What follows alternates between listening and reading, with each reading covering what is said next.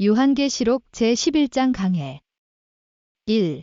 지팡이 같은 갈대와 성전 1에서 6절 1절에서 또 내게 지팡이 같은 갈대를 주며 말하기를 일어나서 하나님의 성전과 제단과 그 안에서 경배하는 자들을 청량하되 라고 했는데 지팡이 같은 갈대는 무엇인가?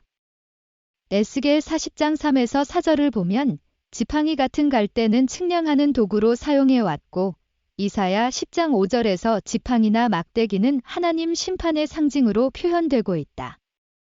성전과 제단은 하나님께 예배드리기 위해 세운 건축물로 장소의 제약의 범위를 넘어 하나님 주거라는 하나님의 지상 임재의 상징으로 볼 수 있다.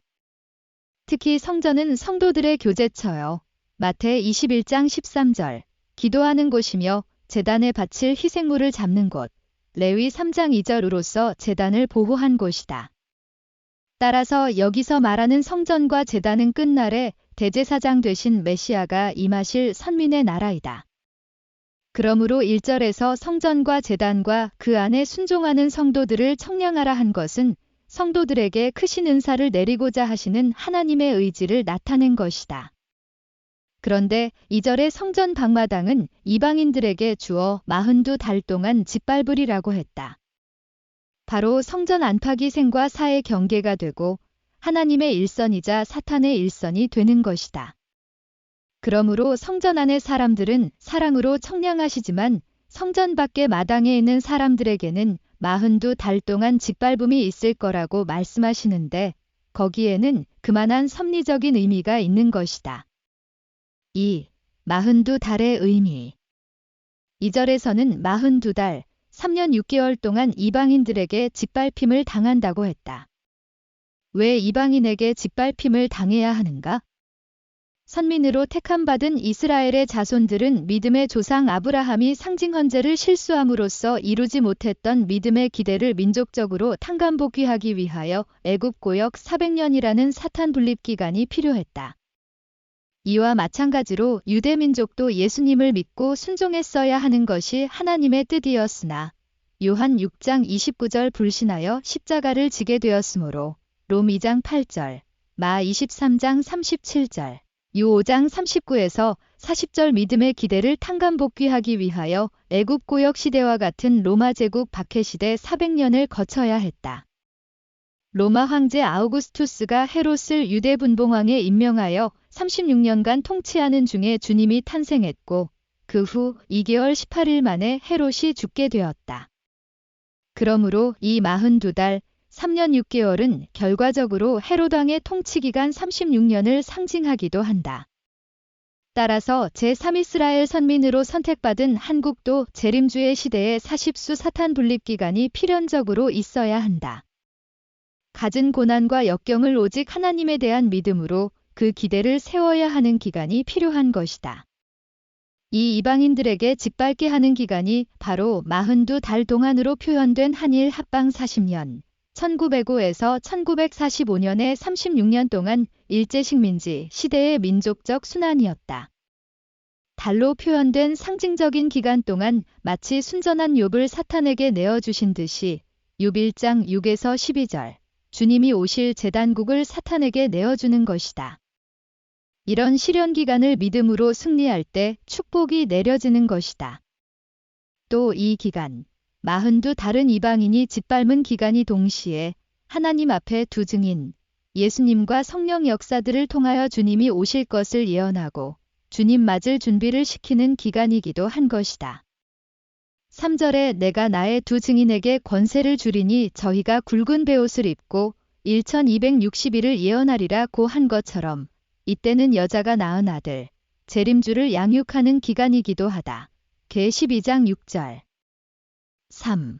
무적행의 짐승 7절에 저희, 두 증인과 그 증거를 마칠 때의 무적행, 계시 20장 1에서 4절, 9장 2절으로부터 올라오는 짐승이 저희로 더불어 전쟁을 일으켜 저희를 이기고 저희를 죽일 터인즉이라고 했는데 이 구절은 1950년 6월 25일에 발발한 한국전쟁을 예고한 것이다. 하나님께서 한국을 제3이스라엘로 선택하셨기 때문이다. 9절에는 이 피비린내 나는 동족상잔의 처절한 비극을 사람들이 그 시체를 사흘 반 동안 목도하며 무덤에 장사하지 못하게 하리로다라고 묘사해 놓고 있다. 또 8절에 이곳은 영적으로 하면 소돔이라고 하고 애굽이라고도 하니 곧 저희 주께서 십자가에 못 박히신 곳이라고 하였다. 못 박히신 곳이니 즉 박해받는 곳이라는 뜻이다. 주님은 박해받는 분이시므로 그곳으로 오신다. 누가 17장 25절. 이 기간 동안 수많은 사람들이 영적으로 죽임을 당한다. 이 두 증인이 예언하는 기간은 땅에 거하는 자, 즉 세상에 속하는 자들에게는 괴롭게 하는 기간이요. 하늘에 속한 자들에게는 구원을 위한 은사의 기간이 된다. 따라서 짐승, 곧 사탄이 제단국과 이들을 공격하여 죽이게 될 때 기독교의 박해, 저들은 즐거워할 것이다. 그러나 3.1반의 한국전쟁 후에 하나님께로부터 생기가 저희 속에 들어가 다시 살아나니 예수님과 성령의 역사가 불같이 일어나고 교회가 부흥되어 하나님께 영광을 돌리는 것이다.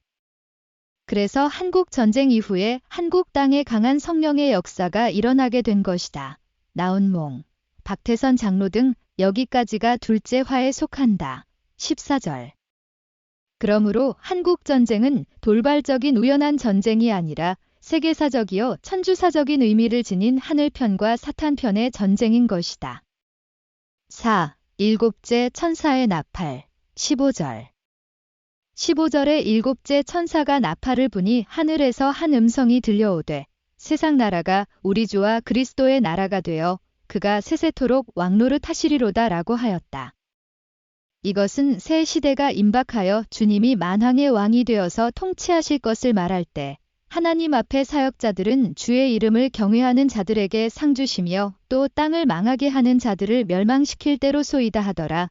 18절하고 화답한다. 19절은 하나님의 응답으로 하나님의 성전이 열리니 성전 안에 하나님의 언약궤가 보이며 라고 하였다.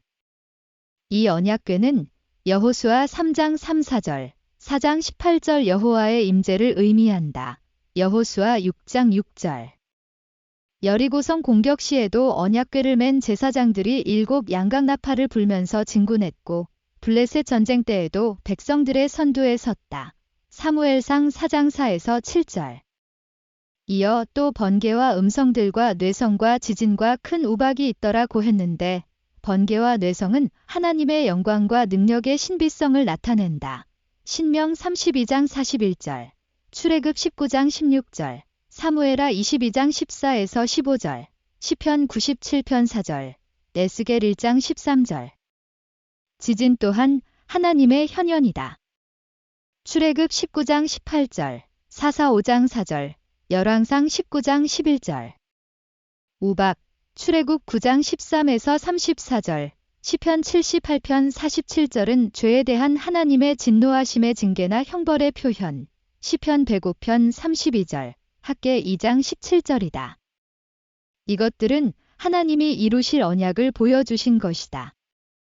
곧 하나님의 뜻을 이루시기 위한 하나님의 능력과 신비의 섭리가 있을 것이며 죄악에 대한 하나님의 형벌과 진노하심과 심판이 이루어질 것임을 보여주신 것이다. 구독, 좋아요는 많은 힘이 됩니다.